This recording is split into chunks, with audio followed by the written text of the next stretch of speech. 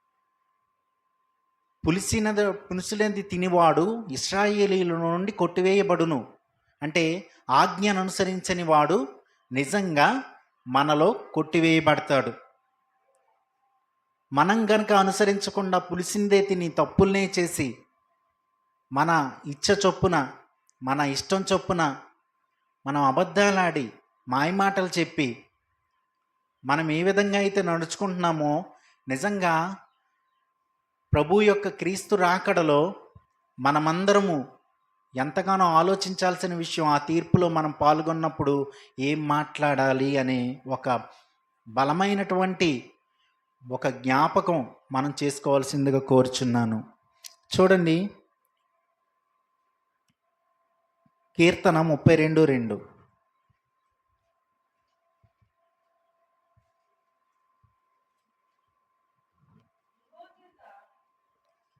గట్టిగా చదువు.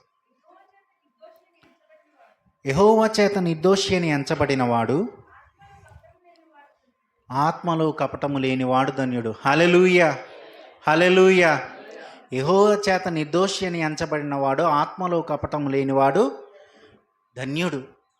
ఆత్మలో కపటం లేకుండా ఉండాలంటే మనం యేసుక్రీస్తుని పోలే నడుచుకోవాలి. ఆయనకి ఆత్మలో కపటం లేదు.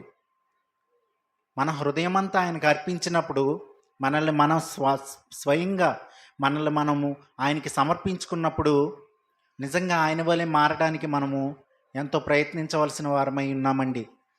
చూడండి,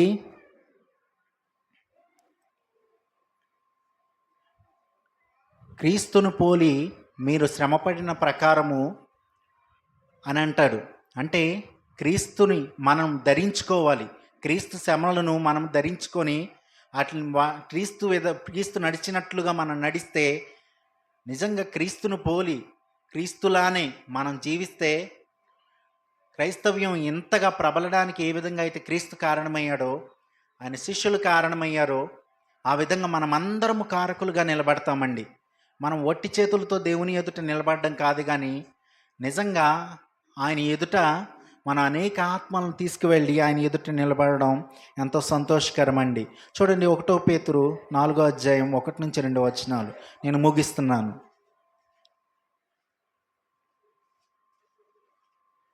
1 పేతురు 4:1-2. క్రీస్తు శరీరమందు శ్రమపడెను గనుక మీరును అట్టి మనస్సును ఆయుధముగా ధరించుకొనుడి. శరీర విషయంలో శ్రమపడినవాడు శరీరమందు జీవించు మిగిలిన కాలము ఇక మీదట మనుజాశలను అనుసరించి నడుచుకొనుట దేవుని ఇష్టానుసారముగానే నడుచుకొనున్నట్లు పాపముతో జోలి ఇక ఏమీయూ లేకయుండును. మనము నిజంగా క్రీస్తుని ఆయుధంగా ధరించుకొని మనం నడుచుకున్నట్లయితే మనల్ని ఏడుబడి చేసే పాపం ఇక ఎప్పటికీ మన దగ్గరికి రాదు. మనం అనుసరించం, దాన్ని ప్రోత్సహించం, ఆ తలంపు కూడా మనకి రాదు. ఆ విధంగా దేవుడు చేస్తానని చెప్పి తన వాగ్దానాన్ని తెలియపరుస్తున్నాడు. ఈ కొద్ది మాటలు దేవుడు దీవించునుగాక. ఆమేన్.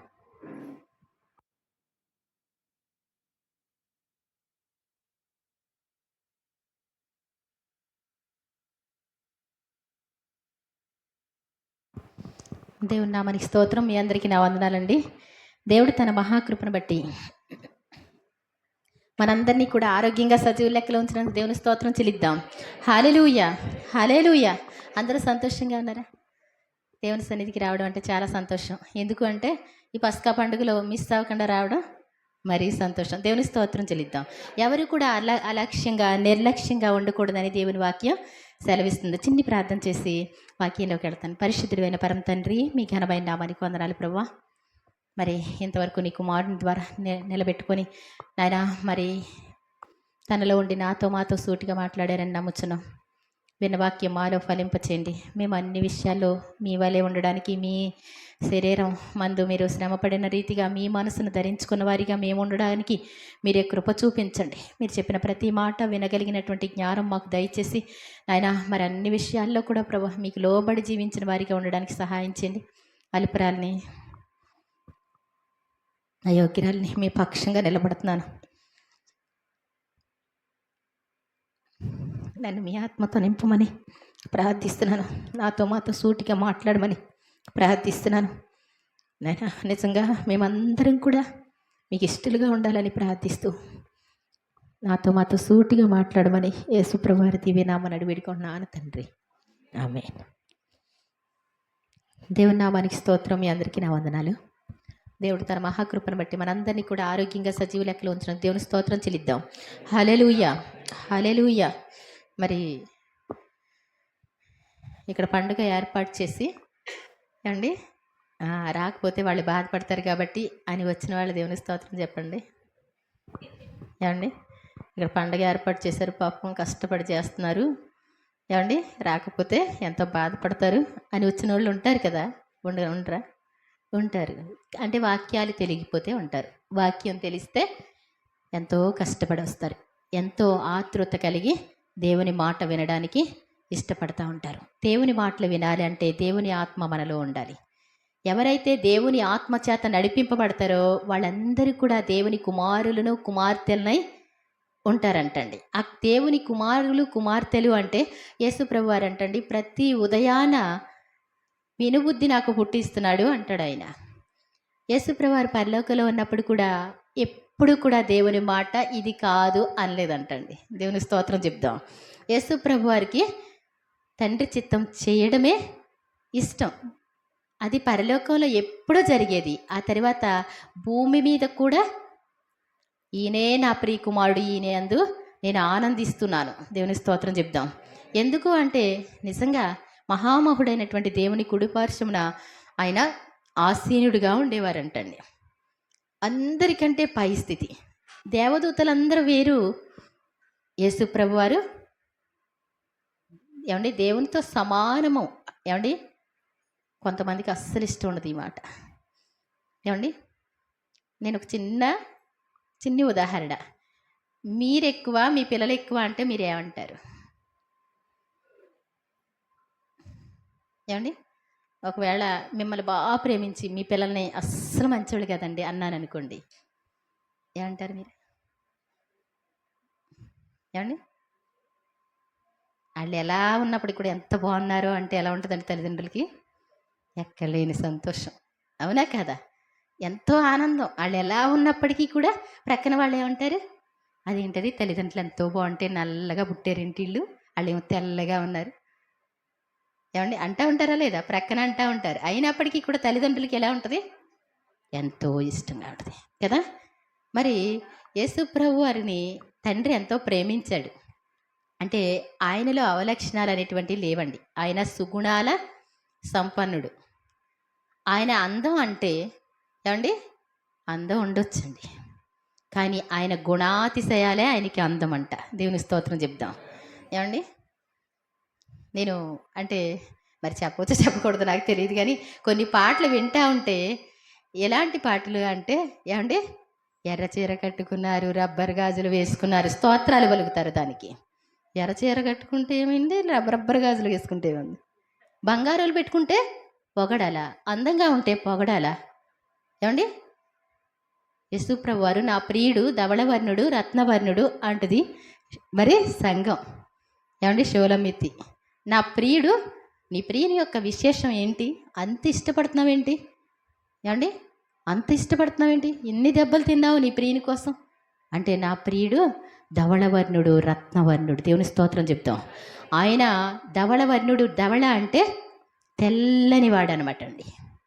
నీకోసం నా కోసం ఆయన ఎలా మారిపోయాడంట? రక్తసిక్తం అయిపోయాడు. అది రత్నవర్ణుడు అంటే. అంతేగాని అందంగా ఒక్కొక్కసారి మెరవడం కాదు. ఏమండి మొత్తం అంతా అబ్బా రక్తం చూడలేకపోయాం. వాళ్ళు ఏం చేసింది కదా, ఒక దెబ్బ తగిలి పడితే మొత్తం ఒళ్ళంతా రక్తం వస్తే అమ్మో చూడలేకపోయాం అంటారు. యేసుప్రభు వారు అలా పడిన కష్టాలు కాదండి, అన్ఎక్స్పెక్టెడ్గా అయిన కష్టాలు కాదండి. ప్రతి మరే వేదన కష్టం ఎంత అనుభవించారో చెప్పలేం.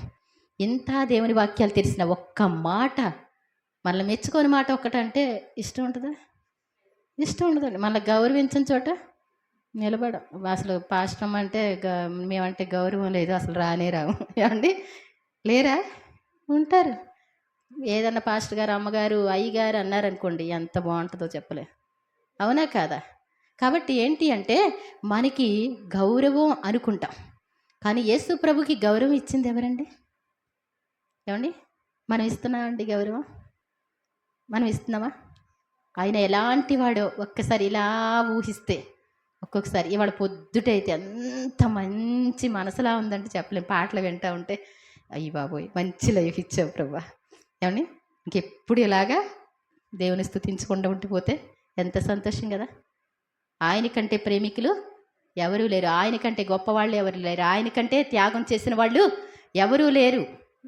ఆయన కోసం ఏమండి మాకులాంటి వాళ్ళకి చెప్పడం రాదు. నేను చెప్తున్నాను కదా యథార్థంగా.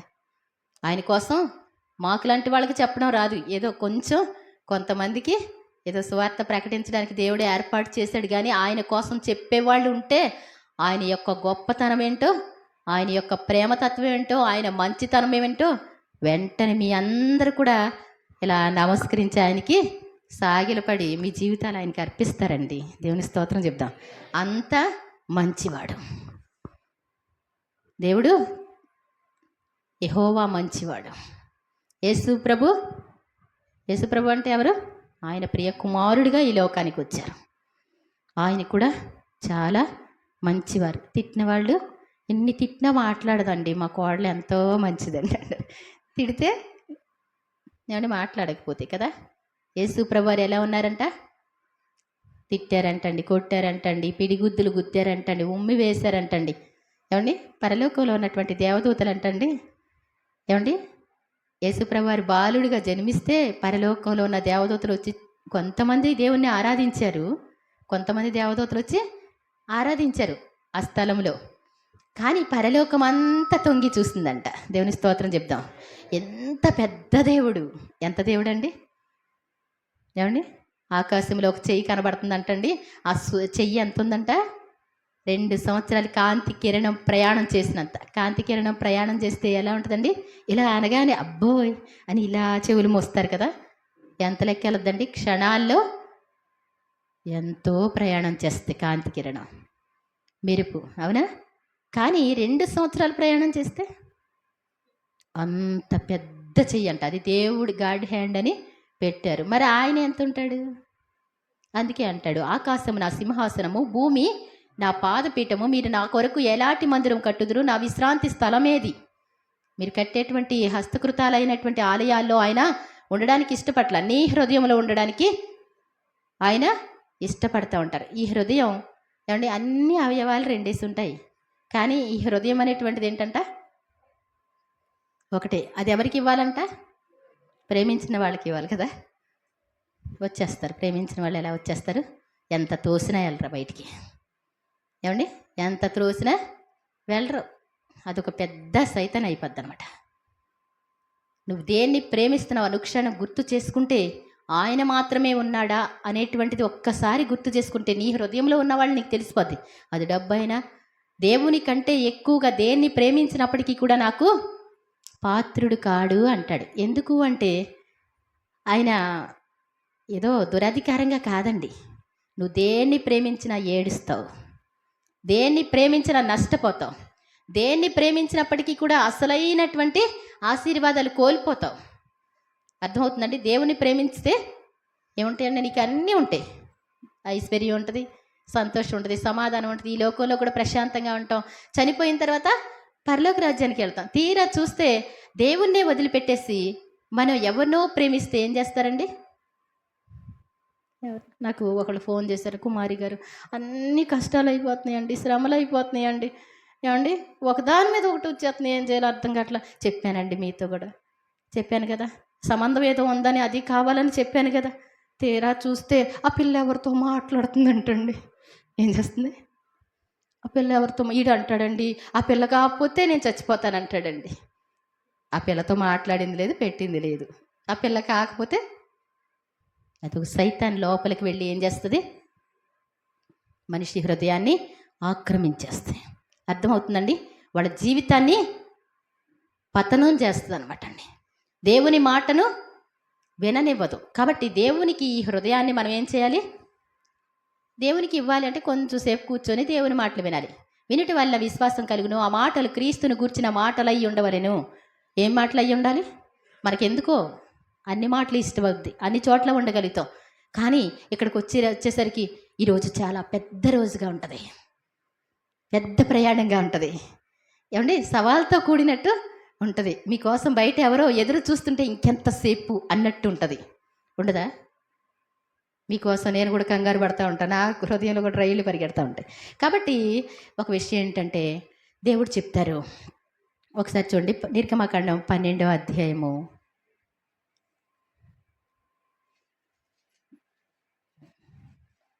11వ వచనమండి. మనం పస్కా పండుగ చేస్తున్నాం. దాన్ని తినవలసినటువంటి విధం ఏదనగా, మన నడుము అంటే ఏంటండి? మీ నడుములు కట్టుకోండి అంటే మీ మనస్సు. ఏమండి, నడుము పడిపోయింది అనుకోండి, ఏమైపోతారు? నడుము విరిగిపోయిన వాళ్ళు ఏమవుతారండి? ఇంకేం చేయలేరు, వాళ్ళు బ్రతుకున్నా కష్టమే. కాబట్టి మనస్సు అంటాడు అనమాట, మీ నడుము అనేటువంటి మనస్సు అంటాడు. కాబట్టి మనం ఏంటంటండి, మన నడుములు కట్టుకొని అంటే మీ మనస్సు కట్టుకొని, మీ మనస్సు నిలబడి ఉండాలి. చెప్పులు అనేటువంటిది ఏంటి అంటే, పరలోకంలో ఉన్న దేవునికి ఈ భూలోకంలో ఉన్న మానవులతో కూడా సమాధానం కలిగి ఉండాలి. ఏం కలిగి ఉండాలి? దేవునితో మానవులతో సమాధానం లేని వాళ్ళ ముఖాలు బాగుంటాయండి? దెబ్బలాటలాడేవాళ్ళు బాగుంటారా? ఏమండి, బాగుంటారా? నేను ఇలాగే ఉంటానండి, నాకు ఇలాగే ఉంటుందండి. ఏమండి, బాగుంటారా? బాగోరు కదా. ఇక్కడ దాన్ని తినవలసినటువంటి విధం, మీ నడుము కట్టుకొని మీ మనసు ఎలా ఉండాలి? ఏమండి, నిబ్బరంగా ఉండాలి. మీ మనసు నిబ్బరంగా ఉండాలి. మీ చెప్పులు తొడుక్కొని ఉండాలి. దేవునితో సమాధానం. మీ అందరికీ దేవునితో సమాధానం ఉందా? ఏమండి, యేసుప్రభు వారు అంటండి, వాళ్ళు పట్టుకోవడానికి వస్తున్నారు ఈ రాత్రి. ఏ రాత్రి? ఈ రాత్రి. అర్థమవుతుందండి? అందుకే ఈ రాత్రి చేస్తున్నాం అనమాట అండి. దేవుడు చెప్పినటువంటి రాత్రి నిమిషాల ప్రకారం. ఏమండి, ఆరవుతుంది, ముందు కట్టమనండి తాళి ఏమంటారండి, ముహూర్తం దాటిపోతుంది, కట్టమనండి. మా చిన్నాన్న ఒక ఆయన ఉండేవారు. ఏమండి, ఏమనేవారు? అంతా ఆపేసి తాళి కట్టేమండి అంటుండే. ఏమండి, ఏంటంటే ఇప్పుడు కాదు, యేసు ప్రభు వారు కలువరి శిలువలో ఆయన ప్రాణం పెట్టడానికి ఆ టైం కరెక్ట్ అనమాట అండి. ఈ రాత్రి ఆయన్ని పట్టుకుంటారు, రేపు ఉదయం ఆయన సిలువేస్తారు. అంత వ్రాయబడిన ప్రకారం ఆయన వెళ్ళాడు. అది ఏమాత్రం తేడా చేయకూడదు పాత నిబంధనలో. ఇప్పుడంటే కొంచెం ముందైనా వెనకైనా పెళ్ళి అయిపోయిన తర్వాత పెళ్లి రోజు ఏం చేస్తారండి, పెళ్లి కూతురులాగా ముందు తయారయ్యి అందరూ వచ్చి గంధం పూయరండి. ఏం చేస్తారు, వీళ్ళే ముడి పెట్టుకొని అన్ని పనులు చేసుకొని ఏం చేస్తారు, ఏంటంటే 11ంటికి రమ్మంటే 3ంటికి వచ్చారంటారు. ఏమంటే అంతేనా కాదా? అన్ని రోజుల కంటే లేట్ అయిపోద్ది కదా. ఈరోజు ఏంటి అంటే జ్ఞాపకార్థం అనమాట అండి. దీన్ని యేసుప్రభు యొక్క శరీరం తిని ఆయన రక్తం త్రాగబడి నిత్య జీవం కలవాడు అని మరి చెప్పబడింది క్రొత్త నిబంధనలో. పాత నిబంధనలో ఒక సూచనగా, అన్ని సూచనలే. పాత నిబంధన ఏంటి? సూచన. ఇప్పుడు బాబీ చెప్పాడు పెరుగు అని. పెరుగు కోసం నేను అంత ప్రిఫరెన్స్ ఏమీ ఇవ్వట్లేదండి. ఎందుకు అంటే పులిసింది తినకూడదు, మంచిది కాదు. కానీ ఒక విషయం ఏంటంటే, ఏమండి, మేము పెరుగు తినమండి, మేమండి విశ్రాంతి దినము పాటిస్తామండి, మేము పస్కా పండుగ ఆచరిస్తామండి. వీళ్ళు ఎక్కడ ఉంటారండి? సినిమా హాల్లో వీళ్ళే ఉంటారు. ఏమండి, ఉపవాస ప్రార్థన అంటే ఒక్కడ కనపడ్డు. ఏమండి, ఈ కావు ఏంటంట, అర్థమవుతుందండి? ప్రతీది పులిసినది ఏదైనప్పటికీ కూడా మీకు బైబిల్లో కనబడితే అది పాపానికి సూచన. యేసుప్రభు వారిని ఇలా పట్టుకోవడానికి వస్తా ఉన్నారు. ఒక నారబట్ట ధరించుకున్నటువంటి వ్యక్తి ఆయన్ని వదిలిపెట్టి పారిపోయాను అని వ్రాయబడింది. ఒక నారబట్ట ధరించుకున్నటువంటి వ్యక్తి ఆయన్ని వదిలిపెట్టి పారిపోతే ఆయన ఒంటరిగా నిలబడ్డాడంటండి. అప్పుడు వరకు కూడా తండ్రి నేను ఏకమై ఉన్నాం. ఏమండి, అర్థమవుతుందండి? అప్పటి వరకు ఎవ్వరు పట్టుకోలేరు ఆయన్ని. కానీ అప్పుడు పట్టుకోవడానికి వస్తే, ఆయనకి ఆయన అప్పగించుకుంటే, అప్పటికీ కూడా నేనే అంటే వాళ్ళు వెనకబడుతున్నారు. నేనే అంటే మీరు ఎవరిని వెతుకుతున్నారు? నజరేనా యేసుని అన్నారు. నేనే అన్నాడు. వెనక్కిలా పడిపోయి కాసేపటికి పాపం నిలదొక్కి మళ్ళీ ఎవరిని వెతుకుతున్నారు మీరు? నజరేయుడైన యేసుని అంటే నేనే అన్నాడు. మళ్ళీ 3 సార్లు అండి. వాళ్ళు పట్టుకెళ్ళగలరు అసలు? వాళ్ళు పట్టుకెళ్ళగలరండి? వెంటనే అక్కడ ఉన్నటువంటి బంట్రౌతులు ఆయన్ని కొట్టి ఆయన్ని లాగి, ఏమండి లాగ్గానే ఈ కత్తి వరిలో ఉంది. పేతురు గారు ఏం చేశాడు? టక్మని మలుకు అనేటువంటి వ్యక్తి చెవిని ఇలాగా తెగ నరికేశాడు. కత్తి పట్టుకుని వాడి కత్తితోనే నశిస్తాడు. నేను ఇప్పుడు వేడుకొనలేనని వేడుకుని 12 సేనా వ్యూహాల కంటే కూడా ఎక్కువ దేవదూతల్ని నా కోసం పంపడని నువ్వు అనుకుంటున్నావా? 12 సేనా వ్యూహాల దేవదూతలు అంటే ఎంతండి? 76,000 మంది దేవదూతలు దిగి వస్తారు. ఒక్కసారి నాకు వద్దు ఇలా కావాలి అంటే వచ్చేస్తారు అంతే. మన చావు మందవును. ఆయనకి ఏమవ్వదు. ఆయన దేవుడే. అర్థమవుతుందండి? ఆయనకి ఏమీ అవ్వదు ఒక విషయం. కానీ మనం మరింత నరక ప్రాప్తులు పాత్రులుగా మారిపోతాం. అందుకోసం ఆయన దేవదూత యొక్క శక్తి చిన్నదనుకుంటున్నారా? ఒక్కొక్కరికి ఒక్కొక్క దేవదూతని ఇస్తారంటండి. యెహోవా యందు భయభక్తులు గల వారి చుట్టూ ఆయన దూత కావలి ఉండి రక్షించును అన్నారు. ఒక దేవదూత, ఒక రాజు హిజ్కియా అనేటువంటి రాజు ప్రార్థన చేస్తే, ఏమండి ఇంకా మాకు ఏమీ తోచట్లేదని ప్రార్థన చేస్తే ఆ రాత్రియే దేవుని దూత బయలుదేరి అశ్షూరు వారి దండుపేటలో వచ్చి 185,000 మంది యుద్ధ శూరుల్ని హతమార్చిందంటండి. దేవుని దూత ఒక్కళ్ళు వస్తే ఎంతంట? అక్కడున్న సైన్యం 185,000.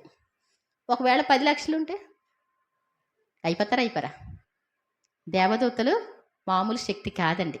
అర్థమవుతుందండి? ఇప్పుడు లూసిఫర్ ఉన్నాడంటే మనల్ని లాగేస్తున్నాడు. ఎందుకు లాగుతున్నాడు? వాడికి కూడా అందరికంటే ఎక్కువ శక్తి ఉంది. మనిషి యొక్క శక్తి ఒకటి. ఏమంటే ఏనుగు శక్తి ఏనుగుకు ఉంటుంది, గుర్రం శక్తి గుర్రానికి ఉంటుంది. ప్రతి జీవికి ఒక్కొక్క శక్తి పెట్టాడు. దేవదూతలకు కూడా శక్తి ఇచ్చాడు. పరలోకంలో ఉన్నటువంటి లూసిఫర్కి కూడా శక్తి ఇచ్చాడు. అయితే వాడు ఏం చేస్తున్నాడు ఇప్పుడు? ఆ శక్తితో కొన్ని అద్భుతాలు చేసి ఏమండి నా ఇంటికి తీసుకెళ్లాలని కోరుకుంటున్నాడు. వాడి ఇల్లు ఎక్కడో ఉండదండి, వాడికి నరకమేముంది. అర్థం అవుతుందండి? వాడికి ఏముంది? నరకం ఉంది. మనిషి కోసం దేవుడు నరకాన్ని చెయ్యలేదు. గుర్తుపెట్టుకోవాలి ఎవరైనా. మీ దేవుడు ఏంట్రా బాబు ఇంత కఠినుడు, నరకంలో పడేస్తారు అంటున్నారా?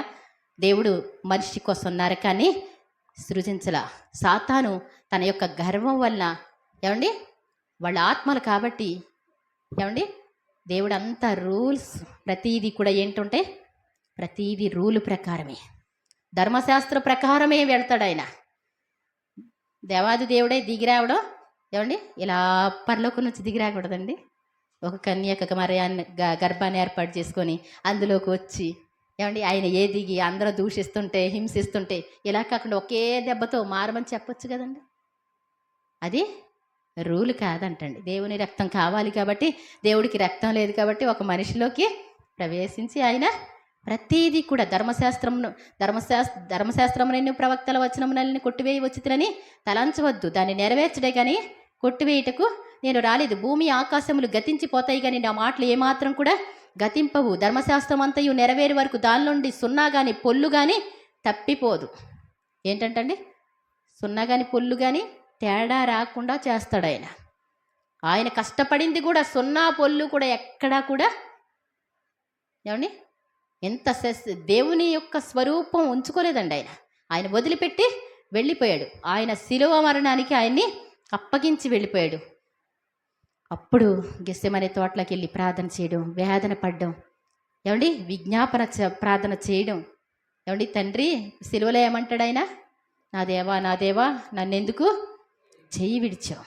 ఇక్కడ సమాధాన సువార్త ఏంటంటే పాదములకు చెప్పులు తొడుగుకొని, అంతేనా? చెప్పులు అంటే ఏంటి అంటే ఇప్పుడు చెప్పుకొచ్చింది ఏంటండి? చెప్పులు అంటే ఏంటి? దేవునితో సమాధానం కావాలి.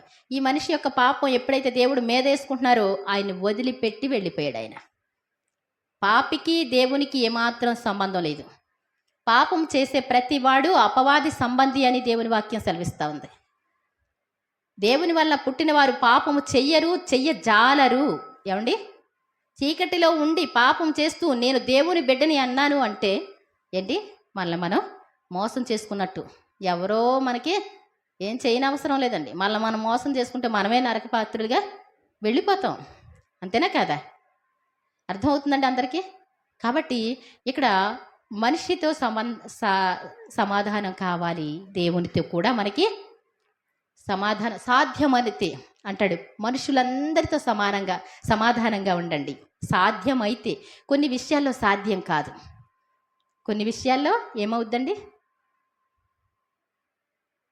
కొన్ని విషయాల్లో సాధ్యం అవ్వదు. ఎందుకు అంటే మనం వాళ్ళతో ఏకీభవించడానికి కొంతమంది పాపానికే ప్రేరేపిస్తారు. వాళ్ళ యొక్క మరి మలినమైనటువంటి శరీర కోరికలకు ఏమాత్రము చోటివ్వక అంటాడు. దేవుని స్తోత్రం చెప్తాం. మనం పరిశుద్ధత కలిగి జీవించడానికే మనం ఒప్పుకోవాలి. దేవునితో సమాధానం ఉండాలి, మనిషితో సమాధానం ఉండాలి. ఈ యొక్క తినే విషయంలో ఇది తినవలసినటువంటి విధానం ఏంటి అంటే మనిషితో సమాధానంగా ఉండాలి, దేవునితో కూడా సమాధానంగా ఉండాలి. సమాధానం లేనటువంటి వాళ్ళకి ఎలా ఉంటుందంటే చాలా కష్టం. వాళ్ళు ఎదురుగుంట కనపడితే ఎక్కడ లేని హృదయం అంతా ఏమైపోద్ది? బరువు అయిపోద్ది. ఫ్రీగా ఉండలేరు, నవ్వలేరు, సంతోషంగా ఉండలేరు. కాబట్టి మరి వాళ్ళకి అర్థమైపోతూ ఉంటుంది వీళ్ళతో నాకు సమాధానం లేదని. నీ మనసులో సమాధానం ఉంటే వాళ్ళని చూడగానే సంతోషం, అవునా కదా? వాళ్ళని చూస్తే ప్రేమగానే ఉంటావు. కాబట్టి ఎక్కడ నీకు సమాధానం లేదో నీకు అర్థమవుద్ది. కాబట్టి సమాధానం లేకుండా యేసు ప్రభు శరీరాన్ని మనం తినకూడదు అని దేవుని వాక్యం సరుస్తుంది. కర్రలు అంటే ప్రార్థన. ఏంటండి? ఏమండి, మనకి కర్రలు చేత పట్టుకోవాలంటండి. పాము వచ్చిందనుకోండి, ఏమండి, ష్ అంటే ఏమండి వెళ్ళిపోద్దా? ఏం చేయాలి? మీరేమంటారండి? ఎప్పుడన్నా ఎక్స్పీరియన్స్ ఉందా? పాము ఎక్కడన్నా కనపడినప్పుడు మీరు ఏం చేశారు? చంపేవాళ్ళు అయితే అటు ఇటు చూసి ఏం చేస్తారు? కొంచెం అనుభవం ఉన్న వాళ్ళు అయితే కర్రలు తయారు చేసి పెడతారు. మా ప్రక్కన ఒక ఆయన ఉండేవాడు, ఎప్పుడు కూడా అటు కర్ర ఇటు కర్ర తలుపు పక్కన చక్కగా మంచిగా చెక్కి పెట్టి ఉంచేవాడు. ఇదేంటి అనుకునేదాన్ని, కొంచెం అనుభవాలన్నమాట. అర్థమవుతుందండి? ఎప్పుడు కూడా మరి ఏంటి, ఎప్పుడొకప్పుడు వస్తుంది పాము. మనం ఏం చేయాలి? రెడీగా ఉండాలి. కర్రలు చేత పట్టుకొని అంటే సాతాన్ని ఎదిరించేవారిగా ఉండాలి. వెంటనే సాతానికి లోబడేవారిగా ఉంటే వాళ్ళు ఎవరికి ఏమీ అవ్వదండి. దేవునికి ఏమవ్వదు, పాస్టర్ గారికి ఏమవ్వదు. ఏమండి, మనలో మనం మోసం చేసుకునే వాళ్ళు. చాలా జాగ్రత్త. మనం ఏ విషయంలో కూడా ఇంకా పాపం అనే జోలి, ఏమండి చిన్నప్పుడు అనుకునేవాళ్ళంగా, ఏమండి మీకు గుర్తుండే ఉంటాయి, ఏమంటారు? ఏమన్నా అనుకోండి, నా జోలు తీకు, ఇందాకేగా మాట్లాడుకోనన్నా అంటారు కదా. ఆ జోలి అన్నది అదే గుర్తొస్తుంది నాకు ఇప్పుడు. పాపముతో జోలి అనేటువంటిది ఏముంది? ఉండకూడదంటండి. మనం ఏ పాపానికి మనకి సంబంధం లేదు. అబద్ధం అనేటువంటిది పాపం, ఏమండి, మోసం అనేటువంటిది పాపం, అన్యాయం అనేటువంటిది అంటారండి. డబ్బులు దొబ్బేస్తారనుకోండి ఎవరైనా బాగా, పాపం. దాన్ని ఏమంటారు? పాపం అనే పదం ఎక్కడ సూరమన్నట్టు కాదండి, నిజంగా పాపమే. అది గట్టి కొట్టారనుకోండి ఏమంటారు? పాపం. కొట్టకూడదు పాపం, ఏమండి, అంతేనా కదా? మరి కాబట్టి ఏంటి అంటే మన కర్రలు చేత పట్టుకొని ఉండాలి. ఎప్పుడు కూడా అపవాదిని ఎదిరించడానికి నిలబడిన వారిగా ఎఫెసీ 6లో ఉంటుంది అనమాట అండి. ఏమాత్రం కూడా నిద్రమత్తులుగా ఉండకూడదు. నీ హృదయంలో సాతానుగాడు రావడం అనేటువంటిది నా బుద్ధికి మించినవే అంటాడు భక్తుడు. ఏమండి, బుద్ధికి మించి ఉన్నాయి అంటాడు. అదేంటి అంటే బండ మీద సర్పము జాడ. ఏమండి, బండ మీద సర్పం వెళితే ఆనమలు కనబడద్దా? కనబడద్దండి.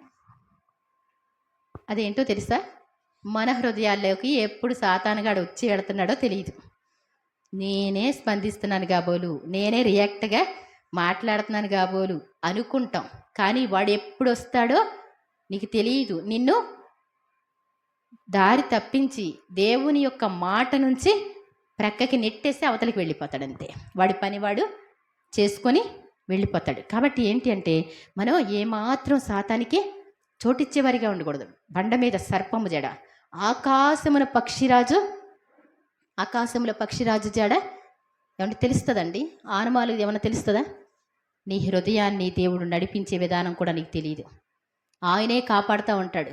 అనుక్షణం నీ ప్రవర్తన ఏం చేస్తాడు? ఆయన కాపాడుతాడు. నడి సముద్రమున ఓడ నడుచు జాడ, అది కూడా ఆనవాలేమీ పడదు. ఈ లోకంలో ఈ జీవిత యాత్రలో మనం సాగుతున్నప్పుడు చాలా జాగ్రత్తగా ఉండాలి. ఏమాత్రం కూడా సాతానికి అవకాశం ఇచ్చేవారిగా ఉండకూడదు. ఇంకొంచెం నాన్న, త్వరపడుచు దాన్ని తినవలెను. ఇక్కడ అంటాడు కదా, ఏంటంటే నడుములు కట్టుకొని చెప్పులు తొడుక్కొని కర్రల చేత పట్టుకొని త్వరపడుచు దాన్ని తినవలెను, అది యెహోవాకు పస్కా బలి. ఏమండి, త్వరపడుచు, తాయితీక కాదండి. ఈ లోక యాత్రలో ఏంటి అంటే వాళ్ళు వెళ్ళిపోతూ ఉన్నారు. సాతాను మరి ఫరో వాళ్ళని తరమడానికి రెడీగా ఉన్నాడు. వాళ్ళు త్వరపడుతూ తిన్నారు. మనం కూడా ఎలా ఉండాలి అంటే ఎప్పుడు కూడా పరలోక ప్రయాణికుల వలె త్వరపడుతూ. ప్రయాణికులు ఏం చేస్తారంట? ఎలా సిద్ధపడుతూ ఉంటారు, నిలబడి ఉంటారు. ఇక్కడ నిలబడే తింటారు వాళ్ళు. ఏమండి?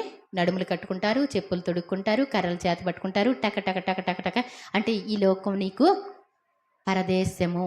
గుర్తుపెట్టుకోవాలి. ఇదేనండి, ఇది ఇల్లే సూపర్ అండి, ఇక్కడ ఆస్తి ఏనండి, ఏముండదండి. చీటిక్కమని వెళ్ళిపోతే అంతేనా కదా? ఇందాక మేము బండి మీద వస్తున్నాం, మధ్యాహ్నం వస్తూ ఉంటే ఇప్పుడు ఏదో జరుగుద్ది అని మనసులో అనిపించింది. అయినా మనకి ఏమవ్వదు కదా అనుకున్నా. అయినప్పటికీ కూడా ఆ మాటని కొట్టేయాలనిపించి ఏసునామూలో ఆ మాట కొట్టివేయబడనుగాక అనుకున్నా. కొంచెం ఎంతో కదా అలా మన చిన్నాన్నగారు ఉన్నంత అరుగు మీద ఉన్నంత గ్యాపే ఉంది. ఆ చిన్నపిల్లలు బస్సు వెళతా ఉంది, ఢామ్ అని బేలి బస్సే అటు ఇటు ఊగిపోయింది. ఎంతో గ్యాప్ కదా. అక్కడ దగ్గరలో ఉంటే నాకు ఒకసారి గుర్తుండదు, మా ఇంటి దగ్గర ఒక లారీకి అలా టైర్ పేలితే ఒక రాయొచ్చి ఒక అబ్బాయి కొడితే కాలు ఇంతలా ఉబ్బిపోయింది. వెంటనే ఎముక వాసిపోయినట్టు. ప్రాణాలైనా పోతాయి ఆ రాయి తగిలితే. అర్థమవుతుందండి? మరి ఏమవునా నాకు తెలియదు, కానీ ఆ మాటను కొట్టివేయడాన్ని బట్టి ఆ యొక్క శోధన తప్పింది. దేవుని స్తోత్రం చెప్దాం. కాబట్టి దేవుడు నీకు ఎప్పుడు తోడుగా ఉంటారు. ఈ లోకంలో ఎప్పుడు ఉంటామో ఎప్పుడు వెళ్ళిపోతామో తెలియదు, కానీ సిద్ధంగా ఉండడం నేర్చుకోవాలి. తర్వాత చదవండి. నేను ఆ రాత్రి ఐగుప్తు దేశమందు సంచరించి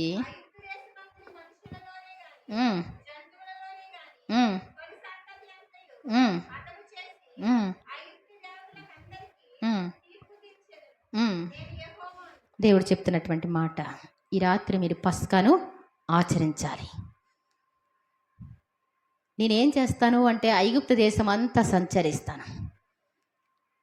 వాళ్ళందరూ కూడా విర్రవీగుతున్నటువంటి విషయం. కప్ప దేవుడు అంటారు, పేను దేవుడు అంటారు. పేను పండగ కూడా ఉందంటండి, మీకు తెలుసో తెలీదు. అది పేలైనటువంటి విషయం కూడా ఉంది పస్కాలో. ఏమండి? 10 అద్భుతాల్లో పేను కూడా ఉంది. వాళ్ళు కూడా కుటుంబం అంతా వచ్చి ఆ రాత్రి మేకను వధించుకొని తినేసి తెల్లారే వెళ్తారు వాళ్ళ ఇంటికి. మన ఎస్టీలో ఆచారం ఉంది, నేను విన్నాను కూడా. చాలా విచిత్రం అనిపించింది నాకు. అర్థమవుతుందండి? మా ఇంటి పేరటోడు కాకపోతే రాకూడదండి. మా కుటుంబం లెక్క ఆ మేక పెద్దదో చిన్నదో అందరు తినేయాలి. మళ్ళీ అది మిగిలితే ఏం చేయాలంట? పడేయకూడదు, కాల్చేయాలంతే. ఇప్పుడు మనం ఈ చిన్న రొట్టె ఉన్నా కానీ అది కూడా మిగలడానికి వీల్లేదు, పడేయకూడదు అనమాట. అది దేవుని యొక్క శరీరానికి సాదృశ్యంగా. కాబట్టి అన్యులు కూడా ఈ పండుగలు చేస్తారు, ఎంతో సంబరంగా చేసుకుంటారు, కుటుంబాల్లో పెద్దగా చేసుకుంటారు. కాబట్టి నేను ఆ రాత్రి ఐగుప్తు దేశమంతా సంచరించి ప్రతి తొలిచూలను హతం చేస్తా, ప్రతి దేవతలను నేనేం చేస్తా? ఆ రాత్రి తీర్పు తీస్తా. నీళ్లు దేవత అన్నారు, నీళ్లు రక్తం అయిపోయినాయి. ఏమండి? వాళ్ళు పాములు దేవత అన్నారు, ఏమైపోయింది? మోషే పాము. మరి ప్రతిదీ కూడా వాళ్ళు పేను దేవత అన్నారు, విరక్తి వచ్చేసి గీక్కుంటా మొదలు పెట్టేశారు. ఎక్కడ చూసిన పేలే. కప్ప దేవుడు అన్నారు, వాళ్ళ రాజగృహాల్లో కూడా కప్పలు వచ్చేసినాయి. ఏమండి? వర్షం దేవుడు అన్నారు, పంటలన్నీ నాశనం అయిపోయినాయి. వడగళ్లతో వాళ్ళ పంటలన్నీ కూడా నాశనం అయిపోయినాయి. అర్థమవుతుందండి? కాబట్టి ఏది ఏది దేవుడు అన్నారో అవన్నీ నా మాట వింటాయి. ఏమండి? దేవుడు సృష్టించినవి అని అర్థం చేయడం కోసం ఆ రాత్రి నేను ప్రతి తొలుచుల్ని హతం చేస్తాను. వాళ్ళ దేవతలందరికీ తీర్పు తెస్తే చచ్చూరుకున్నారు ప్రతి ఒక్కడు. దేవుడు నిజమైన దేవుడు అని చెప్పడానికి, నువ్వు విర్రవీగి దేవుని మీద ఎదురు తిరగడానికి ఎంత అండి? ఒక పెద్ద అగ్ని దగ్గరికి ఒక చీమ ప్రశ్నించడానికి బయలుదేరి వెళ్ళింది అనుకోండి. ఏమండి? మీకు అర్థమవుతుందా నేను చెప్పేది? ఒక పెద్ద అగ్ని ఉంది, పెద్ద అగ్నే వద్దు. ఏమండి? కొంచెం ఇంత అగ్నే పెడదాం. ఒక చీమ వచ్చి ప్రశ్నించడానికి వచ్చింది అనుకోండి, చీమ బ్రతికుంటుందా? సుర్రుమంటది, అయిపోద్ది. యేసు ప్రభు మీద ప్రగల్భాలు పలికేవాళ్ళు, ఆయన మహాదీర్ఘశాంతం గలవాడు. అర్థమవుతుందండి? ఆయన మీద ప్రగల్భాలు పలికినప్పటికీ కూడా ఆయన కోపం రాదు. వాడు నా పిల్లోడే. ఏమండి? ఎవరు? వాళ్ళు నా పిల్లలే అని చెప్పి ఆయన ఊరుకుంటున్నాడు కాబట్టి వాళ్ళు బ్రతికుంటున్నారు. దేవుని స్తోత్రం చెప్దాం. మనకులాంటి వాళ్ళకి ఏమనిపిస్తుంది? ఏం చేస్తారో ప్రభు చేసేయండి. మరి అంతా నా మనసు అది కాదురా, వాళ్ళు కూడా నా బిడ్డలే. వాళ్ళు ఒక రోజున మీకంటే భక్తిగా ఉంటారురా వాళ్ళు అని చెప్తాడు. ఎదురు చూస్తాడు ఆయన, దీర్ఘశాంతం గలవాడు. దేవుని స్తోత్రం చెప్దాం. నేను దేవతలందరికీ తీర్పు తీర్చేదను, నేను యెహోవాను. మీరున్న ఇండ్ల మీద ఆ రక్తము మీకు గుర్తుగా ఉండును. నేను ఆ రక్తమును చూచి మిమ్మను నశింపచేయక దాటిపోయేదను. నేను ఐగుప్తు దేశమును పాడు చేయుచుండగా మిమ్మను సంహరించుటకు తెగులు మీ మీదికి రాదు. కాబట్టి ఈ దినము మీకు జ్ఞాపకార్థమైనదగును. మీరు యెహోవాకు పండుగగా దాన్ని ఆచరింపవలను. తరతరములకు నిత్యమైన కట్టడగా దానిని ఆచరింపవలెను. అర్థమవుతుందండి అందరికీ? చదివేది అర్థమవుతుందా? నేను చెప్పేదానికంటే చదివేది చాలా బాగుంటుంది. ఏంటంటండి, ఆ యొక్క మరి ఆ చిన్న గొర్రె పిల్ల కానీ మేక పిల్ల కానీ వధించినటువంటి దాన్ని ఏం చేయాలి? నిలువు కమ్ముల మీద రాసుకోండి, ఆ పై కమ్మి మీద రాయండి.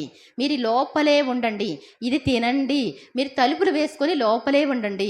నేను ఐగుప్తు దేశం అంతా సంచరిస్తూ ఉంటాను, అక్కడ అన్య దేవతలందరికీ తీర్పు తీరుస్తాను, అక్కడ తొలిచూలందరినీ నశింపజేస్తాను అని చెప్పారు. మీరు మాత్రం బయటికి వస్తే మీ ప్రాణాలకి మీరు ఉత్తరవాదులు. అంటే ఈ రోజున బయటికి రావడం అంటే ఏంటో తెలుసా? యేసు ప్రభు శరీరం తినేసి ఆయన రక్తం తాగేసి పాపం చేసేవాళ్ళు బయటికి వెళ్ళినట్టు లెక్క అనమాట అండి. అర్థమవుతుందండి?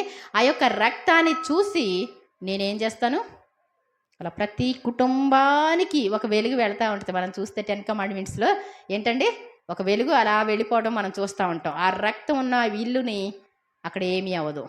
ఆ రక్తం లేని ఇంటిలో పిల్లోడు చనిపోవడమే, ఆ తండ్రి పెద్దోడైతే ఆ తండ్రి కూడా చనిపోవడమే, ముగ్గురుగా నా తొలిచూళ్ళుంటే ముగ్గురు చచ్చిపోవడమే, వాళ్ళ గేదెలు తొలిచూళ్ళుంటే చచ్చిపోవడమే, దోళ్ళ తొలిచూళ్ళుంటే మొత్తం తొలిచూళ్ళన్నీ కూడా శవము లేని ఇల్లు లేదంటండి. ఈ పండుగ మీకు జ్ఞాపకార్థంగా ఉంటుంది. ఈ రాత్రి మీకు జ్ఞాపకార్థంగా ఉంటుంది. మీ తరతరాలకు నిత్యమైన కట్టడగా ఉంటుంది. ఇది దేవుడు చెప్పాడండి. ప్రతి సంవత్సరము దాని నియామక కాలంలో జాగ్రత్త మీరేం చేయండి, ఈరోజు ఆచరించండి. పర్లేదమ్మా, పగలైనా తీసుకోండి, ఏం చేస్తాం, ఏమండి, అంతే కదండి. కానీ ఈజీ పద్ధతులు మనకి అలవాటు అయిపోయినాయి. ప్రతి వారం తింటే ఏంటండి, మంచి బలం అంటండి. ప్రతిరోజు తింటే ఇంకా బలం కదా, ప్రతి పూట తింటే ఇంకా బలం కదా, ఏమండి, బలమా కాదా? అలాగే చూస్తున్నారేంటి, ఏమండి? ఆహారం అయితే తినొచ్చు, మందు లాంటిది ఏం చేయాలి, పూటకు ఒకసారి వేసుకుంటారు. సపోజ్ జాగ్రత్తగా డోస్ ఎక్కువైతే ఏమవుద్ది, డేంజరే. వ్యాక్సిన్ అయితే ఏమండి, వ్యాక్సిన్ ఉంటుంది కదా, ఎంత వేయాలి, కోట్ల రూపాయలు ఇచ్చి వ్యాక్సిన్ టెస్టింగ్ చేస్తారు కదా. కరోనా వ్యాక్సిన్ ఒక ఆవిడ వేయించుకుంటే మన ప్రాణాలు కూడా దడదడలు ఆడిపోయినాయి. ఆవిడ బ్రతకాలి ప్రభు అని ప్రార్థన చేస్తాం, దేవుని స్తోత్రం చెప్దాం.